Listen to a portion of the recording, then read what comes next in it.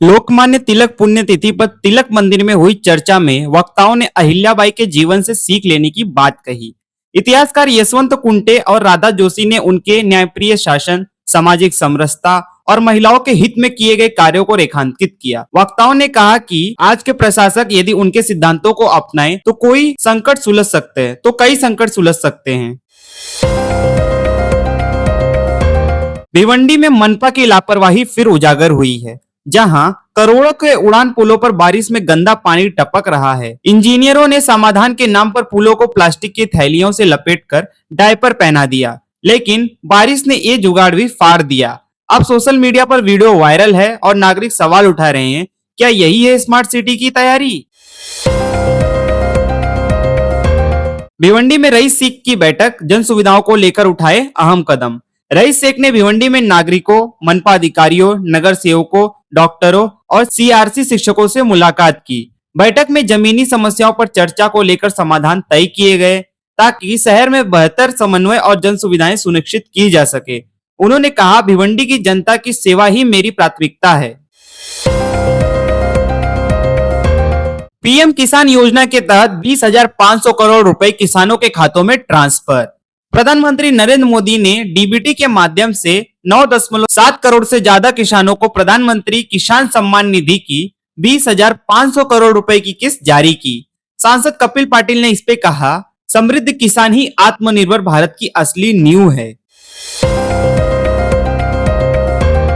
केंद्रीय मंत्री नितिन गडकरी ने आंध्र प्रदेश के मंगलगिरी में 272 किलोमीटर लंबाई के 29 राष्ट्रीय राजमार्ग प्रोजेक्ट का उद्घाटन और भूमि पूजन किया। 1,994 करोड़ की लागत से मदनपल्ले पिलेरू और 858 करोड़ में कुर्नूल मंडलेम सड़क को 4 लेन में बदला गया।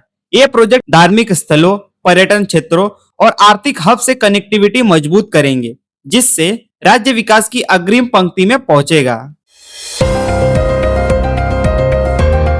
प्रधानमंत्री मोदी ने शिबू सोरेन को दी श्रद्धांजलि, परिजनों से मिलकर जताया दुख।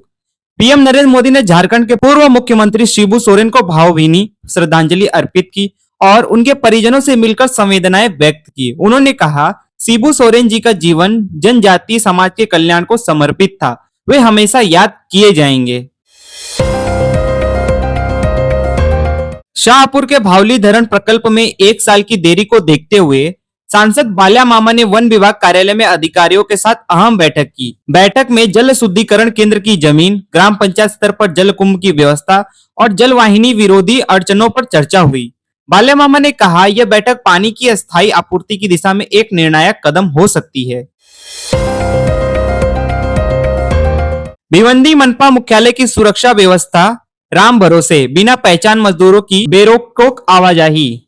छुट्टी के दिन बिना रोक टोक घुसते हैं मजदूर, सुरक्षा गार्ड भी आंखें मूंदे बैठे हैं। मरम्मत कार्य के तहत काम कर रहे 10 से 15 मजदूरों के पास न आईडी है न पंजीकरण, जिससे गोपनीय फाइलें और दस्तावेज खतरे में।